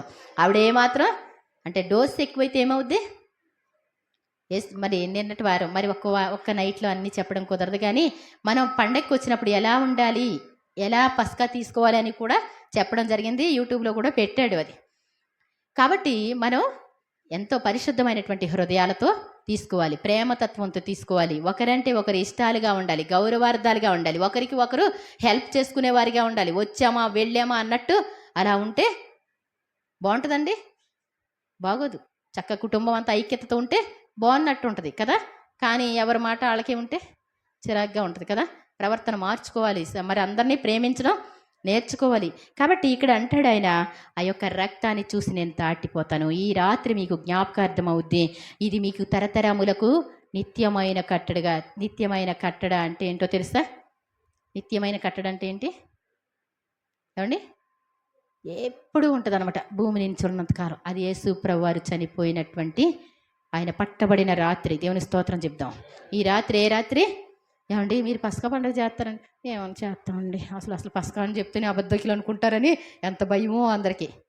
నాకు అనిపిస్తూ ఉంటుంది, మేము వెళ్ళిపోయిన తర్వాత అంత పర్టికులర్గా వినేవాళ్ళని నేను చూడట్లేదు, అంతగా సేవలోకి రావాలన్న ఆశతో చూడట్లా. ఒకవేళ అన్ఎక్స్పెక్టెడ్గా ఏదన్నా వెళ్తే పస్కా ఉండదండి. ఇంకా తర్వాత ఏం చేస్తారు, నెలకు వచ్చేస్తారు, దగ్గరలోనే వెళ్ళిపోతారు. మొత్తం నాకు తెలిసి అర్థం అవుద్ది. మేము చిన్న వయసులో ఉండగానే లిస్ట్ పట్టుకొని చక్కగా అందరూ చెప్తా ఉంటే పాస్టర్ల దగ్గరికి వెళ్ళి రాసుకునేవాళ్ళం. అంత ఇంట్రెస్ట్ ఉండబట్టి ఇప్పుడు కొంచెం చెప్పుకుంటున్నాం. లేకపోతే చిన్న పాస్టర్ స్టార్టింగ్ చేస్తే లాగేసి పీకేస్తారు అందరూ, ఏమండి, ఒక ఊరుకోరు అనమాట అండి. అర్థమవుతుందండి? కాబట్టి ఏంటంటే ఈ రాత్రి ఏ రాత్రి అంటండి, ఏ రాత్రి చెప్పండి? జ్ఞాపకార్థమైన రాత్రి. ఎందుకు జ్ఞాపకార్థమైంది? ఆ రోజున తొలిచూల్ని నశింపజేశాడు, అన్ని దేవతలకి తీర్పు తీర్చాడు. ఈ రాత్రి యేసు ప్రభు మనం పాకురత్తని బందరికి వస్తే ఏమండి, ఈ రాత్రి ఈ సాయంకాలం యేసు ప్రభు వారు గెస్సెమనే తోటలోకి వెళ్ళడం జరిగింది. ఏమండి, ఈ రాత్రి అందరూ కూడా నన్ను వదిలి వెళ్ళిపోతారు అంటారు యేసు ప్రభు వారు. ఏంటి వెళ్ళిపోవడం ఏంటి, ఎక్కడికి వెళ్తాం, ఏమో ఉండు మాట్లాడుకుంటూ ఊరుకో. చూడు, మనిషి కుమారుడు పాపుల చేతికి అప్పగింపబడతారు, వాళ్ళు హింసలు పెట్టి ఆయన చంపేస్తారు. ఆయన మూడవ దినం అసలు చంపడం ఏంటి, ప్రభు అది నీకు దూరం అవును గాక, అసలు చంపడం ఏంటి, ఆయన చంపితే అసలు నేను ఊరుకుంటానండి. అసలు ఏమండి ఎలా ఉంటాడు పేతురు గారికి, ఎలా ఉంటుంది ఆయన చంపడం ఏంటి, అసలు మా బోధకుడు అంటే అసలు పిచ్చి ప్రాణం అండి. ఏమండి అసలు బోధకుని మీద ఏగవాలడానికి వీలు లేదు, అంత ఇష్టం అనమాట అండి. అది మీకు దూరం అవును కాక, సాతానా నా వెనక పువ్వు. నువ్వు మనుషుల యొక్క సంగతుల్ని ఆలోచిస్తున్నావు కానీ దేవుని సంగతుల్ని మనస్కరించట్లా. నీకు తెలియదు దేవుని యొక్క ప్రణాళిక ఏంటో తెలియదు, దేవుని యొక్క ఉద్దేశం ఏంటో నీకు తెలియదు. నేను ఇది తప్పిపోయేలా ఉంటే అసలు ఈ లోకానికే రానవసరం లేదు. ఏమండి, మనుషులందరికీ దేవుని ప్లాను మనుషులకి అర్థం కాలేదంటండి, సాతాను గాడికి అర్థం కాలేదంటండి. ఈయన పట్టబడతాడు, దొరుకుతాడు, ఆయన చనిపోతాడు, అబ్బా ఎంత సంతోషం అనుకున్నాడంటండి. ఎప్పటికప్పుడు దేవుని ప్లాన్స్ అనేటువంటి సాతాను గాడికి ఏమండి ఏం చేస్తారు, డబ్బులు దొరికినాయి అనుకో దొంగోడికి, ఇవి గాన తీసుకుంటే నేను ఆఖరికి పట్టబడతాను, పోలీస్ స్టేషన్కి తీసుకువెడతారు, నాకు ఉన్నదంతా కూడా తీసేసుకుంటారు, లేకపోతే చితకబాతుతారు అంటాడా దొంగోడు. ఏమంటాడు, దొంగ బుద్ధి ఉందనుకోండి, మన ఇంటికి వచ్చారనుకోండి, బంగారపు చైన్ అక్కడ ఉందనుకోండి, ఏమండి అట్టే తిరుగుతూ ఉండి ఏం చేస్తారు, అది నొక్కేస్తారు. ఏమండి సైలెంట్గా ఎక్కడో పడేస్తారు, తీసుకుపోతారు. ఆ తర్వాత బయట పడద్దని తెలుసు, అయినప్పటికీ కూడా సైతాని ప్లాన్స్ అలాగే ఉంటాయి. వాడు బయట పడతాడు, ఎప్పటికైనా బయట పడతాడు, కానీ బయట పడతాను కానీ ఆ పాపం చేయకుండా మానడు. యేసు ప్రభు చనిపోతాడని, ఏమండి చనిపోతే ఎంతే సంగతులు అనుకుంటాడు వాడు. ఎప్పుడు అస్సలు ఆ ప్లాన్ అర్థం కాలేదంటే, యేసు ప్రభు మరణించి తిరిగి లేవడం వాడికి అర్థం కాలేదనమాట అండి. అందుకోసమే వాడు ఎప్పటికప్పుడు ఎదురు చూస్తా ఉన్నాడు. కానీ ఆయన మరణించాడు కదా, అయిపోయింది అనుకున్నాడు. ఆయన మృత్యుంజయునిగా తిరిగి లేచాడు. దేవుని స్తోత్రం చెప్దాం. ఈ లోకంలో ఏమండి సమాధుల దగ్గరే ఉంటుంది అందరికీ కూడా. విమోచన అనేటువంటిది ఎక్కడ ఉంటుందంట, వాళ్ళైనా ఒకటే, మనమైనా ఒకటే, మన కుక్క పిల్ల అయినా ఒకటే, మా కోడి పిల్ల అయినా ఒకటే, సమాధి చేస్తే అంతే సంగతులు. కానీ యేసు ప్రభు అలా కాదండి, మరణాన్ని జయించి తిరిగి లేచినటువంటి వాడు. దేవుని స్తోత్రం చెప్దాం. అంత పక్కా ఆధారాలతో మృత్యుంజయునిగా తిరిగి లేచాడు. ప్రతి దేశంలో కూడా ఆయన యొక్క ఉనికి ఉంది. మన శరీరం అంతా కూడా, మన రక్తం అంతా కూడా ఆయన సిగ్నల్సే ఉన్నాయి. అవునా కాదా ఏమండి, క్రీస్తు శకం, క్రీస్తుకు పూర్వం ఏమండి ఆయన పేరే భూలోకానికి పెట్టబడింది. దేవుని స్తోత్రం చెప్దాం. కాబట్టి మరి యేసు ప్రభువారు ఈ రాత్రి ఎంతో వేదన పడ్డాడు, నీ కోసం నా కోసం. ఆయన గెస్సెమనే తోటలో విజ్ఞాపన చేశారంట. అందుకోసం నువ్వు రాకపోతే, ఏమండి రాని వాళ్ళ పేరు చదివితే ఎలా ఉంటుందండి, ఏమండి రాని వాళ్ళ పేరు ఉచ్చరించి ఎంత గొప్పగా చెప్పారనుకోండి, ఎలా ఉంటుంది చెప్పండి. అసలు అంటాడు ఆయన ద్వితీయోపదేశకాండలో చూస్తే, ఆ పండుగను ఆచరించకపోతే నా ప్రజల్లోంచి కొట్టివేస్తాను. ఏం చేస్తాడంట, నచ్చితే వస్తావు, నచ్చకపోతే మానేస్తాం. వాక్యాలు తెలియవు, వినరు, చదవరు. కాస్తంతసేపు వినాలి అంటే మామూలు అయితే వింటారు, వాక్యాలు వింటే ఎవరైనా వాక్యానికి లోబడతారు. వాక్యం ప్రతి హృదయం లోపలికి వెళ్తూ ఉంటుంది. అర్థమవుతుందండి. దీన్ని పోగొట్టుకోవడానికి ఎవరు కూడా ఇష్టపడలేరు. ఎందుకు అంటే దేవుని మాట శాసనం. దేవుని ప్రేమించే వాళ్ళు దేవుణ్ణే గౌరవిస్తారు, దేవుని సన్నిధిని ప్రేమిస్తారు. కాబట్టి ఆయన తన ప్రియ కుమారుడు పడినటువంటి కష్టం కొంచెం సేపు నువ్వు వినాలి. ఎంతసేపు వింటావు, గంటో 2 గంటలో 3 గంటలో వింటావు, కానీ నీ పాపాలన్నిటినీ కొట్టివేస్తాడంట. దేవుని స్తోత్రం చెప్తాం. నీ పాపాలు పోవడానికి ఏ విధముగానైనా ఏ విధం చేతనైనా ఎవడైనాను తన సహోదరుని విమోచింపలేడు. ఏంటంటండి, అటు విమోచన క్రయధనం చాలా గొప్పదంటండి. అది తీరక అట్లుండవలసినదే అంటాడు. అసలు తీరదంటండి. పుట్టిన ప్రతి మనిషి నరకానికి పోవాలి లెక్క ప్రకారం. కానీ యేసు ప్రభువారు నేను వెళతాను అని ఆయన వచ్చారు కాబట్టి నేను ఇదంతా కూడా ఏమండి యేసు ప్రభువారు 7 ముద్రలు కలిగినటువంటి ఆ యొక్క గ్రంథాన్ని విప్పగలగడానికి ఏమయ్యారు? ఆయన ఒక్కడే సమర్థుడయ్యాడు. చాలా కష్టం, మహారోదన, మహావేదన. ఇంత కష్టం ఎవరు భరించలేరు. ఏమండి వచ్చేసరికి అబ్బా నీరసం వచ్చిందండి, బాగా నీరసం వచ్చిందండి. ఏమంటాండి ఎంత మధ్యాహ్నం తిన్నా ఇప్పటికి ఏమైపోద్ది? నీరసం వచ్చేది. ఏమండి యేసు ప్రభువారు నీ కోసం నలిగిపోయారు, పిడిగుద్దులు తిన్నారు. ఆయన మరణమగునంతగా నా ప్రాణం దుఃఖంలో మునిగి ఉన్నదని వేదన పడ్డాడు. ఆయన అప్పటికే ఆయన యొక్క రక్తం బయటకు వచ్చేస్తూ ఉంది. విజ్ఞాపన ప్రార్థన చేసి మెలకుగా ఉండి ఇక్కడ ప్రార్థన చేయండి అంటే కొంచెం ఎదరికెళ్ళి ఇలా రాయి విసిరితే ఎంత దూరం, రాతివేత దూరం అంత వెళ్ళి, తండ్రి మీ చిత్తమైతే ఈ యొక్క పాత్ర నా యొద్ద నుండి తొలగించండి, అయినను మీ ఇష్టమే సిద్ధించండి. మనం అంటామండి, ప్రభు తప్పకుండా కుమారి గారు ఈ సంబంధం కుదరాలని ప్రార్థన చేయండి తప్పకుండా. నేను అంటాను అంతకంటే మంచిది దేవుడు ఇస్తాడండి, కంగారు పడకండి. ఏమండి మనం నీ చిత్తం అనలేము, మన ఇష్టం ఒక చోట ఉన్నప్పుడు. ఏమండి నీ చిత్తం అనగలరండి?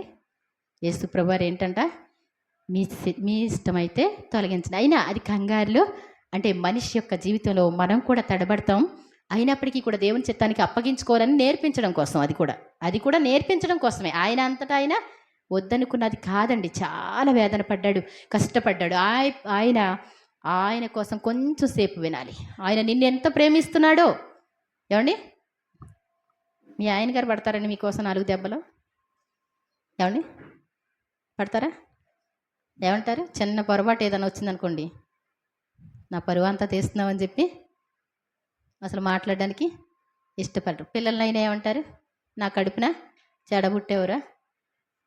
ఏమండి మా పిల్లోడు కాదండి అనరండి. నీకోసం ఎంతో ఇష్టపడుతున్నాడు దేవుడు, నీకోసం ఎదురు చూస్తూ ఉన్నాడు దేవుడు. మనుషులకి అర్థం కాదు.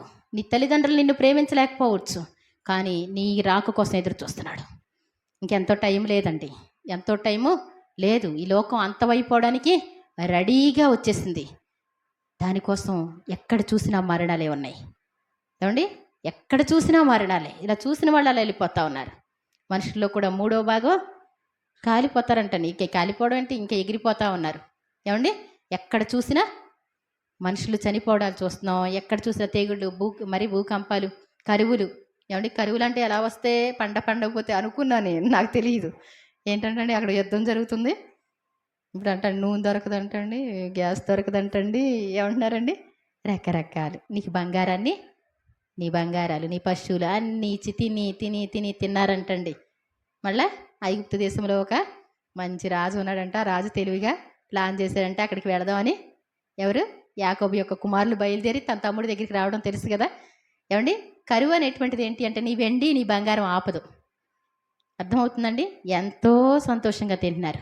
తిన్నవాళ్ళు ఒక్క 10 నిమిషాలు మోకరించి ప్రార్థన చేయలేరు కదా. చేస్తున్నారా? కరువు వచ్చినప్పుడు అర్థమవుద్ది.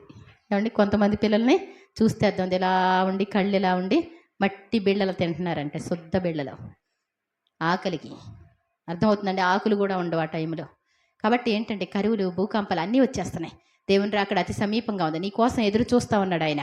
టైం ఆఫ్ అయిపోద్దని సైతాన్ గడు ఎంతో ఏంటంటండి తనకు సమయం కొంచెమేనని సాతాను గర్జించి సింహములా తిరుగులాడుచున్నాడని దేవుని వాక్యం సెలవిస్తుంది. వాడికి అర్థమవుతుంది ఇంకెంతో టైం లేదు, నా వారిని నేను రక్షించుకోవాలని. మీరందరూ హాయిగా తినేసి ఏమండి కునికి నిద్రిస్తే వాడికి ఎంతో సంతోషంగా ఉంటుంది. కానీ ఆయన కోసం కొంచెం మాటలు వింటే మీ మనసు కరిగిపోద్దని వాడికి తెలుసు, చాలా విఫలమవుతాడు. కాబట్టి పరలోకంలోనంటండి ఏంటి అంటే ఇంచుమించు అర్ధగంట సేపు సైలెంట్గా మారిపోయిందంట, సమాప్తమైందంటండి. ఏమండి ఈ రక్షణ అంతా కూడా అయిపోతే, సమాప్తం అయిపోతే పరలోకంలో సైలెంట్ అయిపోయాడంట దేవుడు. అరగంట సేపు అంటే మరి ఎన్ని సంవత్సరాలు పడుతుందో నాకైతే తెలియదు. కానీ తన ప్రియ కుమారుని పంపించినప్పటికీ కూడా చాలామంది తమంతట తాము నరకానికి వెళ్ళిపోయే వారిని చూస్తే దేవుని యొక్క మనసు వేదన పడతాయి. ఈరోజు దేవుని మాటలు వింటున్న మనం ఒక్కసారి ఆయన్ని గుర్తు చేసుకుంటే, ఆయన దగ్గరికి నువ్వు పరిగెత్తుకుంటూ వెళితే ఎంతో సంతోషం. నీకోసమే బ్రతుకుతాను ప్రభు అంటే ఆయనకి ఎంతో సంతోషం. ఏమండి, మన సంతోషం ఎందుట్లో ఉంటుందండి? ఎదుటి వారిని రక్షించడం అనేటువంటిది ఎప్పుడు వస్తుంది అంటే, ఆ బాధ్యత నీకు తెలిసినప్పుడు వస్తుంది. అవునా కదా? కాబట్టి ఏంటంటే మరి నిర్లక్ష్యంగా, ఎంతో టైం లేదు కాబట్టి నిర్లక్ష్యంగా ఉంటే మరి ఆ దినం వచ్చేస్తుంది. మనం ఒకవేళ వెళ్ళిపోవచ్చు. మేమెంతో దేవుని కోసం చేస్తున్నామండి, ఇన్ని రోజులు ఉంటామని నేను చెప్పట్లా. రేపు ఉంటామో ఎల్లుండి ఉంటామో మనకు తెలియదు. వెళ్ళిపోవాల్సి వచ్చిన పరిస్థితి వచ్చిందనుకోండి, రేపే వెళ్ళిపోవడం. అయితే ఒకవేళ కానీ పాస్గా రేపొద్దున సిలువ మాటలు చెప్పకుండా ఈ రాత్రి వెళ్ళిపోతే దేవుని స్తోత్రం. ఏమండి, దేవుని స్తోత్రం.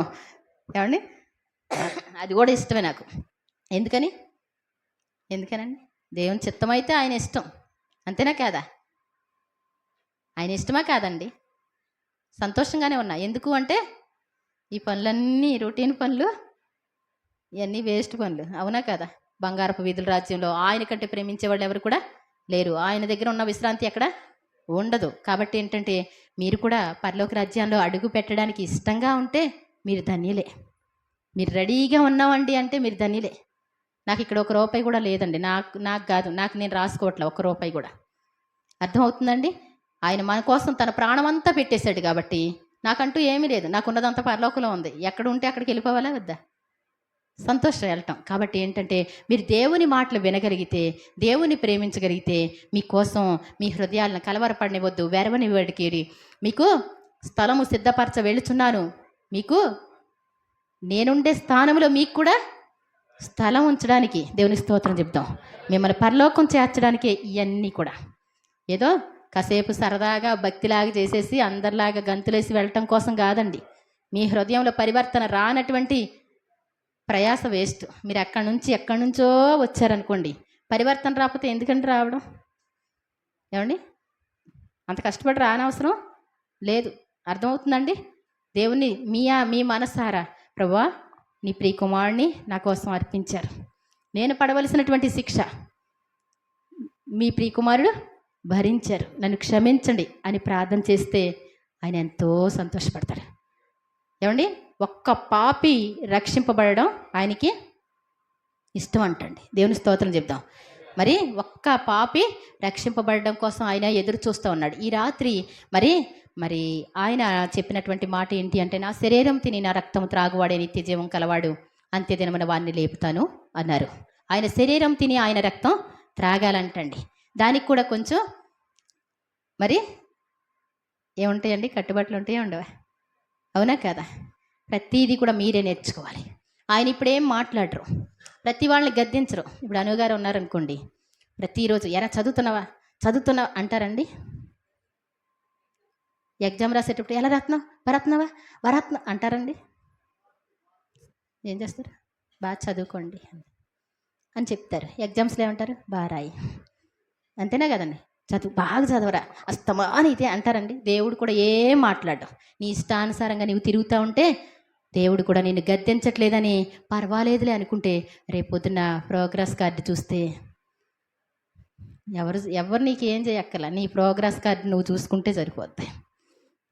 ఏమండి, ఎవరి సంతకం అక్కల, నీ సంతకమే కావాలి. పరలోక రాజ్యం వెళ్తానికా లేదని ఇలా ప్రోగ్రెస్ కార్డుని చూసుకొని పాస్ అయ్యావా లేదా, ఫెయిల్ అయ్యాను ప్రభువా, వెళ్తానంటండి, నరకానికి పోతున్నాను. అర్థమవుతుందండి? నిన్నేం గద్దించడం, పాపం చేసిరా నిన్నేం అండ ఆయన. అర్థమవుతుందండి? అస్తమానం కొట్టడానికి తిట్టడానికి కాదు, ఆయన ప్రేమను అర్థం చేసుకోవడానికి మాత్రమే ఇష్టపడుతున్నాడు. ఆయన కోసం వినటానికి మాత్రం కొంచెం సమయం ఇవ్వని ఆయన ఎదురు చూస్తున్నాడు. అందరూ బాగానే ఉంటున్నారండి, వీళ్ళకి కష్టం అండి. నీకు కష్టాలు వస్తే, నీకు శ్రమలు వస్తే ఆయన ఎదుట తీర్పులోకి రాకుండా ఉండడం కోసం ఆయన సన్నిధికి వచ్చేవాడికి కొంచెం చిన్ని కష్టాలు వస్తాయి అంటండి. పెద్ద తీర్పులోకి రావు. నువ్వు చిన్ని కష్టాల్లో ఏమైపోతావు? సరిచేయబడతావు. ఏమండి, దగ్గర ఉన్న పిల్లలకి ఏం చేస్తారు? ఇలా చేయకూడదు, అలా ప్రేమించినటువంటి మరి స్టూడెంట్స్కి ఎలా చెప్తారండి? కొంచెం ముఖ్యమైనవి చెప్తారా చెప్పరా? కాబట్టి మనం దేవుని దగ్గరగా, దేవుని మనసుతో ఉందాం. మరి యేసు ప్రభువారు ఈ రాత్రి మన కోసం విజ్ఞాపన ప్రార్థన చేస్తాడు. ఎంత చదివించడానికి మరి వల్లపడదు, కానీ మరి నా ప్రాణం మరణమగునంతగా దుఃఖంలో మునిగి ఉన్నదని ఆయన ఎంతో వేదన పడి ఈ రాత్రి ఆయన్ని అప్పగించారు. మరి ప్రధాన యాజకుని ఇంటికి తీసుకువెళ్ళారు. ఏమండి, అన్యాయపు తీర్పు తీర్చడం జరిగింది. పేతురు గారు దూరం నుంచి అలా వెంబడిస్తా చూస్తున్నారు. ఏమండి ఆయన్ని ఒక్కటి కొట్టగానే ఎక్కడికి వెళ్ళిపోయారండి? బాబోయ్ లేనిపోయింది. ఒక్క దెబ్బ యేసు ప్రభు వారిని మరి ప్రధాన యాజకుడు ఒక దెబ్బ కొట్టాడంటండి. ఏమండి నేను అయిన మాట అంటే ఎందుకు నేను అయిన మాటే మాట్లాడుతున్నాను, కాని మాట్లాడితే కొట్టు అంటాడు ఆయన. అసలు ప్రధాన యాజకుడిని ఈ మాట అంటావా అని అక్కడ ఉన్నటువంటి వ్యక్తి వెంటనే కొట్టడం జరిగింది. ఆ దెబ్బ చూసి పేతురు గారు పారిపోయి ఏం చేశాడండి, ఇంకా దరిదాపుల్లో లేకుండా చలిగాచుకునే వాడి దగ్గరికి వెళ్ళిపోయి ఏం చేస్తున్నాడు, అయ్యో మాట్లాడుతూ ఉన్నాడు. కానీ ఆ లాంగ్వేజ్ ఎలా ఉంది? గలిలీయుడిలా ఉందంట, యేసు ప్రభువుతో తిరిగిన వాడిలా ఉందంట. ఇప్పుడు మమ్మల్ని ఇక్కడ చూడగానే మాట్లాడగానే ఏమంటారు, మీరు ఆంధ్ర వాళ్ళండి అంటారు. మనకు తెలియదండి ఆ మాట, వాళ్ళు గమనించేస్తారు. కాబట్టి ఏంటి గలిలీయుడా, ఎవరో ఆ బోధకుడా, ఆయన శిష్యుడా, ఇంకా నయమే బాగానే ఉంది, ఇక్కడ గొడవలేదు, ఏంటో ఇలాగ ఉంది అని ఇంకొక చోటుకి వెళ్ళి అక్కడ కూడా చలి కాచుకుంటా ఉంటే అక్కడ అన్నారంట, ఏంటి నువ్వు కూడా అలాగే ఉన్నావే, నీ మాట కూడా అలాగే ఉంది, ఏంటమ్మా అసలు ఈ రాత్రి ఏంటో నాకు ఇలా ఉందేంటి అని మరలా ఇంకొక చోటుకి వెళ్తే అక్కడ అలాగే అన్నారంట. ముమ్మారు అబద్ధమాడితే అప్పుడు కోడి కూసిందండి. యేసు ప్రభు అన్యాయపు తీర్పు పొంది ఇలా సంఖ్యలతో బయటకు వస్తూ ఉంటే ఆయన చూపులు, పేతురు గారి చూపులు అలా కలవగానే దుఃఖపడి ఏడ్చాడు. ఏమన్నాడు ఏమండి, నీ ప్రాణానికి నా ప్రాణం అన్నవాడు ఏమన్నాడండి, ఆయన ఎవరో నాకు తెలియదని బొంకేశాడు. అర్థమవుతుందండి, ఎంతో కష్టం అయినప్పటికీ కూడా పశ్చాత్తాపడి మన కోసం మరి తను ఏం చేశాడు, యేసుప్రభు వారి కోసం యేసుప్రభు వారిని నిలువుగా సిలువ వేశారు, కానీ నన్ను తలక్రిందులుగా సిలువ వేయండి అని అప్పగించుకున్నాడు. దేవుని స్తోత్రం చెప్తాం. కాబట్టి మనం తప్పిపోయే అనుభవాల్లో వద్దు. ప్రభువా నన్ను క్షమించండి, ఆయనకి దగ్గరగా ఉందాం, ఆయన సిలువ దగ్గరగానే ఉండాలి. దేవునికి దూరం అయితే సైతాన్ గాడు ఏం చేస్తాడు, వాకిట పాపము నీ కొరకు పొంచి ఉంటుంది. అర్థమవుతుందండి, దేవుని మాటలు ఏదో వచ్చామండి మరి కుమారక్క ఏమనుకుంటుంది, అస్సలు తినొద్దు మీరు అలాగని మీరేం తీసుకోక్కర్లా. ఎవరు ఎంతమంది తీసుకున్నారు లెక్క అక్కర్లేదు. మేము పై వాళ్ళకి ఎక్కడికి లెక్క చెప్పేది లేదు, మిమ్మల్ని ఫోటోలు తీసి ఎక్కడికో పంపించేది లేదు. మీ మనస్సాక్షి, మీరు మీ మనస్సాక్షి కల్మషం తోచుకుంటున్నట్లు ఇప్పటి వరకు పాపం చేశాను ఇక చెయ్యను అనుకుంటే ప్రభువా నన్ను నడిపించండి అంటే ఏడ్చి ప్రార్థన చేసుకొని తీసుకోండి. అంతేగాని నేను ఆ పాపాన్ని వదిలిపెట్టలేను నాయనా అంటే కనుక వద్దు. ఎందుకు అంటే మీకు శిక్షావిధి కలగడానికే, అది తర్వాత చదువుతానండి వాక్యం, రొట్టి ద్రాక్షరసం ఇచ్చేటప్పుడు శిక్షావిధి కలగడానికే కారణమవుద్దంటండి. అర్థమవుతుందండి, మన ఇష్టానుసారంగా ఉండి దేవుని యొక్క శరీరాన్ని తినటం, త్రాగడం, దానివల్ల అనేకులు నిద్రిస్తున్నారని ఉంది, అనేకులు చచ్చిపోతాం కూడా జరుగుద్ది. చాలా జాగ్రత్త ఇది, మరి చాలా జాగ్రత్తగా ఉండాలి. ఏదో సింపుల్గా కుమారాళ్ళు ఇచ్చేస్తున్నారు ఏమండి, ఆయనకి ఎవరో దొరకలేదు కాబట్టి కుమారుని ఇక్కడ ఏర్పాటు చేసుకున్నాడు. మంచి వాడు దొరికితే ఏర్పాటు చేసుకుని మరి ఏం చేస్తాడండి, ఆయనకి ఎవరు లేకపోతే గాడిదని వాడుకుంటాడు, ఆయనకి ఎవరు లేకపోతే కాకిని వాడుకుంటాడు. అవునా కదా, మంచి వాళ్ళు ఉండొచ్చు కదా, కాకి ఎందుకు ఏమండి, ధైర్యవంతులు ఎవరు లేరు ఆ రోజుల్లో. అర్థమవుతుందండి, భక్తుడే, ఆయన నోటి లాంటి భక్తుడే వాడే డబ్బు కోసం దేవుణ్ణి, ఆయన ప్రజల్ని శపించడానికి పూనుకుంటే గాడితో మాట్లాడకపోతే ఏం చేస్తాడండి ఆయన, అమ్మాయిలు సేవ చేస్తున్నారు అంటే మా అంతటా మేము చేసేది కదా, ఆయన ఏర్పాటు చేసుకున్నాడు.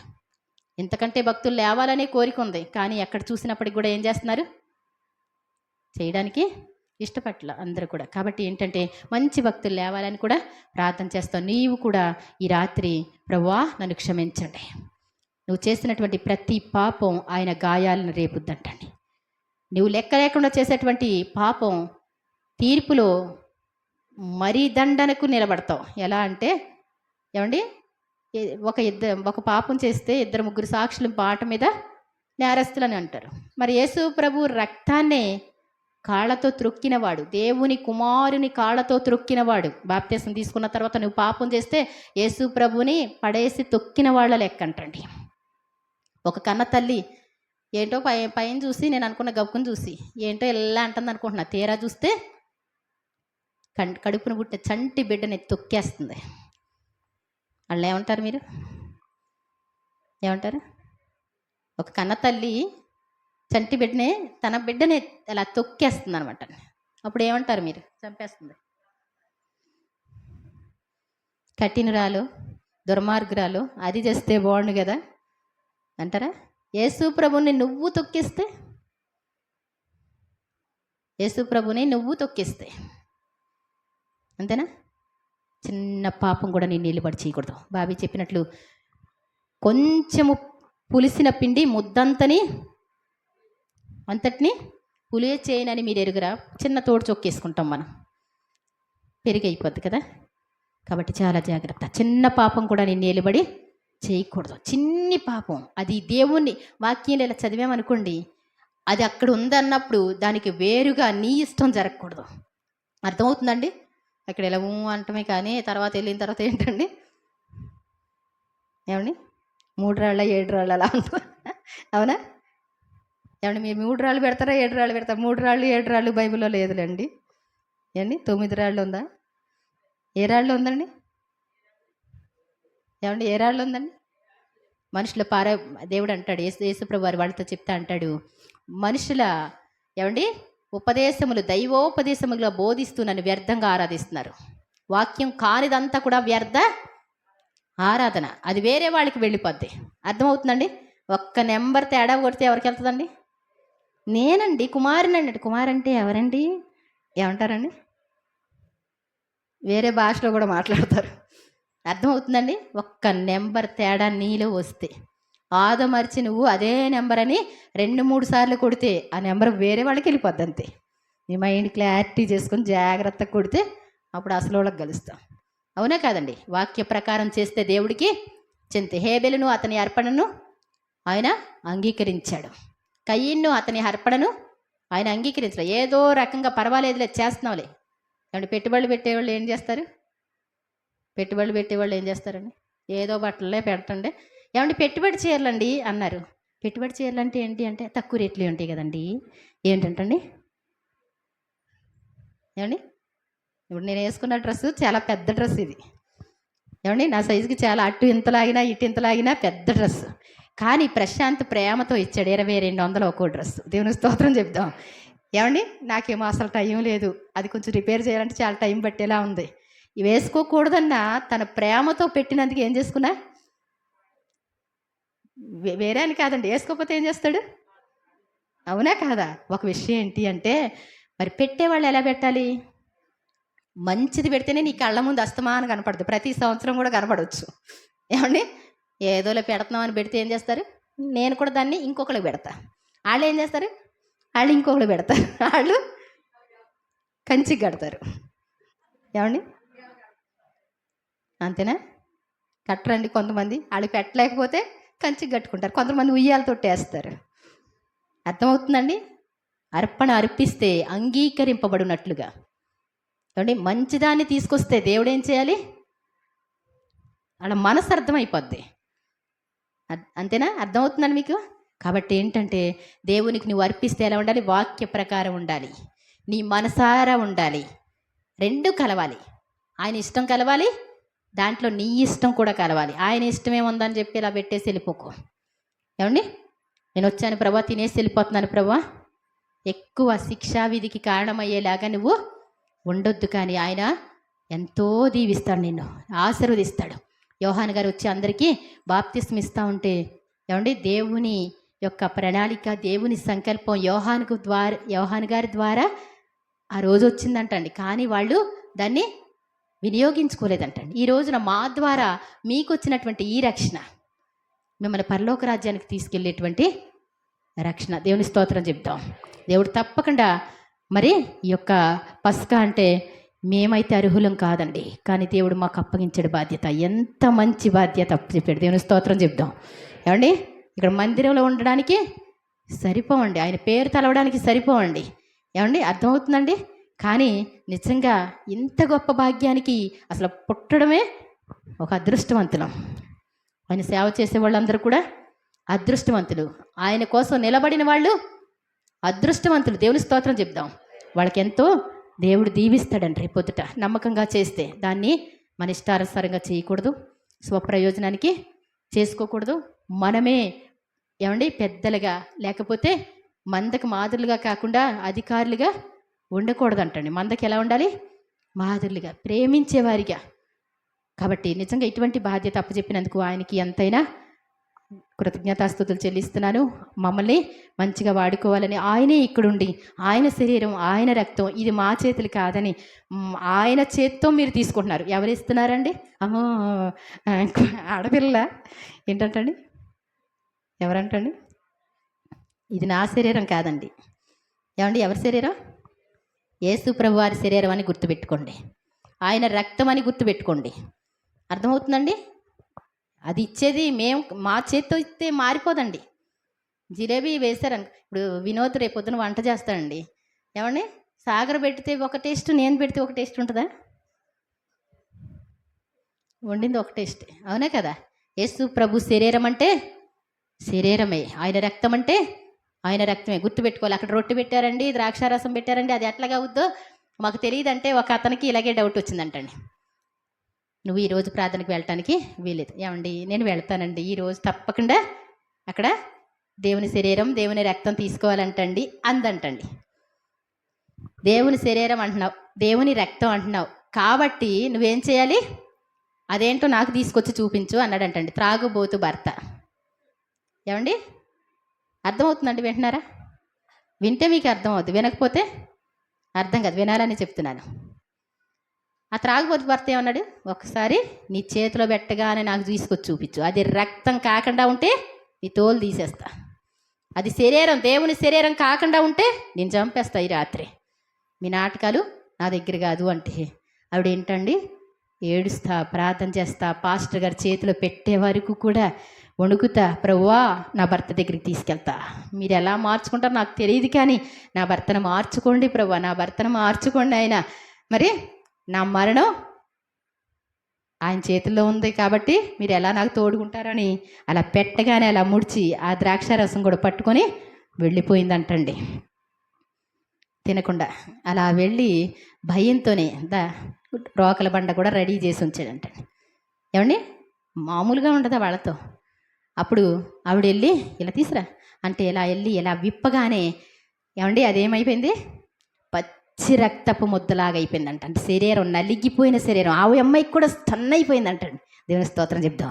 అతను కూడా ఇదేంటిది రొట్టె ముక్క తీసుకొచ్చి ఆ అమ్మాయికే ఆశ్చర్యం, తనే ఆశ్చర్యపడింది. అప్పుడు నడువు అక్కడికి వెళ్దాం అంటే ఇదే ఇచ్చారా మీరు?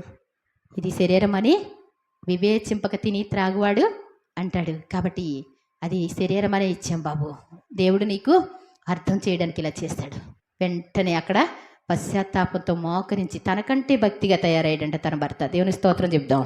ఇది యేసు ప్రభు యొక్క శరీరం రక్తం. మీరు పరలోక రాజ్యంలో అడుగు పెట్టాలి అంటే ఈరోజు పశ్చాత్తాపడండి, దేవుని శరీరం తినండి, దేవుని రక్తం త్రాగండి. ఇంకా పాపంతో జోలి ఇక ఏమాత్రం కూడా ఉండడానికి వీలు లేదు. అర్థమవుతుందండి? మాకు చెప్పనవసరం లేదు. మీరు ఎక్కడ ఉన్నారు ఇక్కడ ఉన్నారని నాకు ఎవరు చెప్పనవసరం లేదు. మీకు మీరు పరీక్షించుకోండి. మీరు ఎక్కడ ఉంటున్నారో మీరు చూసుకోండి. దుష్టుల ఆలోచన చొప్పున నడువుక పాపుల మార్గము నిలువక అపహాసకులు కూర్చుండి చోటున కూర్చుండక యెహోవా ధర్మశాస్త్రమునందు ఆనందిస్తూ దివారాత్రులు దాన్ని ధ్యానించే వారిగా తయారవ్వండి. అప్పుడు పరలోక రాజ్యం మీ సొంతం అవుద్ది. చాలా సింపుల్గా తయారు చేశాడు. ఇది కోట్ల రూపాయలు పెట్టినా రాదు, ఎవరి రికమెండేషన్ మీద రాదు. అర్థమవుతుందండి? మీ అంతటా మీరు దేవుణ్ణి ధిక్కరించుకోవద్దు. దేవుడు మిమ్మల్ని ప్రేమిస్తున్నాడు. ఆయన మీకోసం నలిగిపోయాడు, ఆయన శరీరం ఇచ్చాడు, ఆయన రక్తం ఇక్కడ ఇచ్చాడు. నిన్ను ప్రేమిస్తున్నాడు పరలోక రాజ్యంలో పెట్టుకోవడానికి. ఇంత గొప్ప సదావకాశాన్ని కోల్పోతే ఏమండి, నీకు నీవే, నీ ప్రాణానికి నీవే ఉత్తరవాదివి. ఇంకెవరో ఏం చెప్పేది లేదు. యుగ యుగాలు ఆరని అగ్ని. ఏమండి, బంగారపు వీధుల రాజ్యం. ఏమండి, పరలోకం అంటే ఏంటి? ముత్యాల వాకిళ్ళలో రతనాల వీధులలో. ఏమండి, పెళ్లి కూతురుగా ఆయన పెళ్లి కుమారుడిగా యుగ యుగాలు సంతోషిస్తావు. నీ ఇష్టం. పరలోకం నరకం నీ ముందుంది, దీవెన శాపం నీ ముందుంది, మేలు కీడు నీ ముందు ఉంది. దేవుడు అంటారు, ఆప్షన్ అయితే ఇచ్చారు, కానీ ఆయన చెప్పిన మాట ఏంటంటే దీవెన కోరుకో అని చెప్పారు. దేవుని స్తోత్రం చెప్తాం. ఏంటంటండి ఇవన్నీ శాపాలు. ఏమండి, ఒక కొండ మీద శాపాలు చెప్పించారు, ఒక కొండ మీద దీవెనలు చెప్పించారు. నీవు దీవెన కోరుకోమని నేను నీ దేవుడు అయిన యెహోవా నాకు నేనే నీకు ఉపదేశం చేస్తున్నాను. దేవుని స్తోత్రం చెప్దాం. నువ్వు దీవించబడాలని. ఇంకా కాదు అని ధిక్కరించి వెళితే అది నీ ఇష్టం. కాబట్టి ఈ రాత్రి మంచి సదావకాశం. సంతోషమా కాదండి? ఏమండి, మీకు దేవుడు అంటే ఇష్టమా? చుట్టా, బీడి, సిగరెట్, కళ్ళు అన్నీ ఇష్టమా? ఏమండి, ఏది ఇష్టం చెప్పండి? ఏమండి, నీ మోకంలే అంటది చుట్ట. ఏమంటదండి? ఇక్కడ మాత్రం అన్నావు, రేపు పొద్దున్న నీ సంగతి చెప్తాను అందండి. అప్పుడు మీరేమనాలి? అది నీతో మాట్లాడడానికి అవకాశం ఇవ్వకూడదు. దేవుని స్తోత్రం చెప్దాం. మీ ఇష్టం. కాబట్టి ఒక అగస్టిన్ అనేటువంటి వ్యక్తి వ్యభిచారి, త్రాగుబోతుగా మారిపోయాడు. తన తల్లి కన్నీటి ప్రార్థనతో, ఏమండి, తల్లి కన్నీటితో ప్రార్థన చేసేదంట. ఆవిడ చూడలేదు తన రక్షణని. ఆవిడ చనిపోయింది. కొన్నాళ్ళు అయిన తర్వాత దేవుడు తనతో మాట్లాడితే పరిశుద్ధుడైన అగస్టిన్, దేవుని స్తోత్రం చెప్దాం, ఆ పేరు వచ్చిందంటండి. పరిశుద్ధుడైనటువంటి అగస్టిన్ గారు మన ఏరియాకు వస్తున్నారంటే అందరూ పరుగులు తీసుకుంటూ వెళుతున్నారంటండి. ఏమండి, అమ్మో అంత భక్తుడా అని వెళతా ఉంటే ఆ మీటింగ్కి తను ప్రేమించిన అమ్మాయి కూడా వచ్చిందంటండి. ఏమండి, ఆ ముందు లైన్లో కూర్చుందంట. ఆ తర్వాత అలా ఆ వాక్యం చెప్తే అందరూ ఏడుస్తూ ఉంటే అతను స్టేజ్ దిగుతుంటే, అగస్టిన్ నేను, నువ్వే కానీ నేను కాదు. దేవుని స్తోత్రం చెప్దాం. ఆ అగస్టిన్ ఎప్పుడో చనిపోయాడు. చాలా జాగ్రత్త. నీ యొక్క జీవితంలో దేవుడిచ్చినటువంటి అవకాశం సద్వినియోగం చేసుకొని నీ జీవితంలో బహు సంతోషం ఉంది. ఈ భూమి మీద కూడా సంతోషమే, పరలోకంలో కూడా సంతోషమే.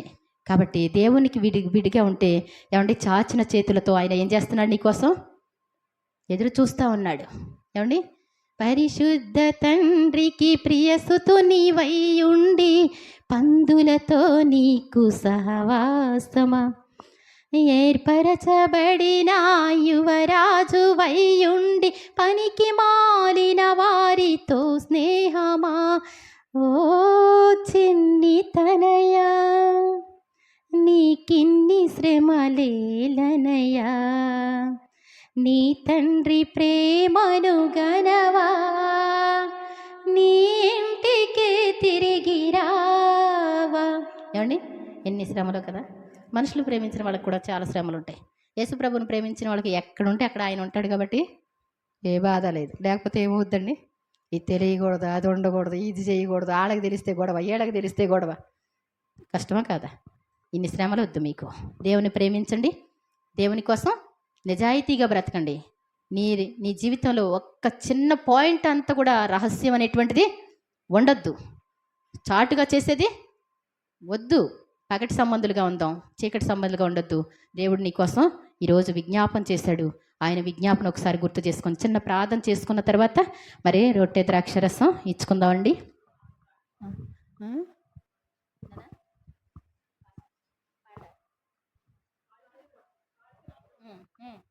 పాద ప్రక్షాళన. ఓకే, అంటే అర్థం ఏంటి అంటే అది కూడా చెప్దామండి. మరి చిన్న ప్రార్థన చేసేసిన తర్వాత పాద ప్రక్షాళనకి మీరు సిద్ధం చేసేసుకుంటే చిన్న ప్రార్థన చేద్దాం. ఒకసారి మరి ఒక్కసారి మనసారా ప్రార్థన చేద్దాం. అందరూ నిలబడో లేకపోతే మోకరించో మీరు ఆయన సన్నిధిలో మనం, ప్రభువా, ఆయన ఎంతో రక్తసిక్తం అయిపోయి వేదన పడతా ప్రార్థన చేశాడు.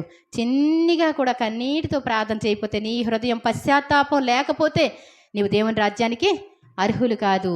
నిజంగా ఈ లోకానికి సిలువను గూర్చిన వార్త నశించుతున్న వారికి వెర్రితనం అంటండి. కానీ రక్షింపబడుతున్న మనకు దేవుని శక్తి. దేవుని సన్నిధిలో ప్రార్థన చేద్దాం. స్తోత్రములు, స్తోత్రములు, స్తోత్రములు. మమ్మల్ని మిక్కిలిగా ప్రేమించిన మా ప్రిపర్లవు తండ్రి, ఘనమైన మహారాజా, ఘనమైన దేవా, మీకు వందనాలు. అత్యున్నత సింహాసనం మీద మీరు ఆసీనులు ప్రభువా. మీ పాద సన్నిధికి వచ్చి ప్రార్థిస్తున్నాం ప్రభువా. మమ్మల్ని మీరు దీవించినందుకు, ఆశీర్వదించినందుకు వందనాలు. మీ సన్నిధిలో నిలవబెట్టుకున్నందుకు వందనాలు. వచ్చిన బిడ్డలందరినీ మీ పాదాల చెంతకు తీసుకొచ్చి ప్రార్థిస్తున్నాను. ఈ కుమార్తెగా బిడ్డలను క్షమించమని ప్రార్థిస్తున్నాను.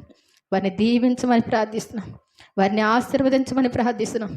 ఇక్కడున్న ఎవ్వరు కూడా తప్పిపోకూడదని ప్రార్థిస్తున్నాను.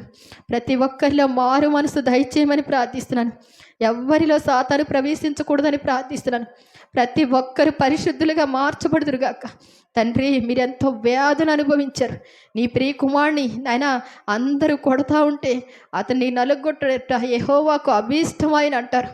నాయన ఆయన నలుగొట్టబడుతూ ఉంటే, ఆయన రక్తసిక్తం అయిపోతూ ఉంటే, ఆయన శరీరం అంతా ముక్కలుగా రాలిపోతూ ఉంటే మా రక్షణ మీరు చూశారు, మా ఆరోగ్యం మీరు చూశారు. మీలాంటి ప్రేమికులు ఎవ్వరూ లేరు నాయన.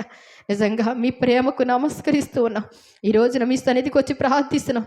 ఏ బంధకాలైతే బిడ్డల్ని బంధించి వారిని మరి ఉరుల్లోకి ఉచ్చుల్లోకి లాగుతున్నాయో, ఏ సాతానైతే వెంబడిస్తున్నాడో, ఏ దురాత్మలైతే బిడ్డల్ని పట్టి పాపానికి ఈడుస్తున్నాయో, యేసు నామములో ఈ రాత్రి అవన్నీ కూడా గెస్సెమనే తోటలో ప్రార్థన చేసినప్పుడు కిద్రోను వాగులో అవి పడవేయబడిన రీతిగా ప్రభువా యేసు నామములో బిడ్డలు విడుదల పొందుదురుగాకని ప్రార్థిస్తున్నాం.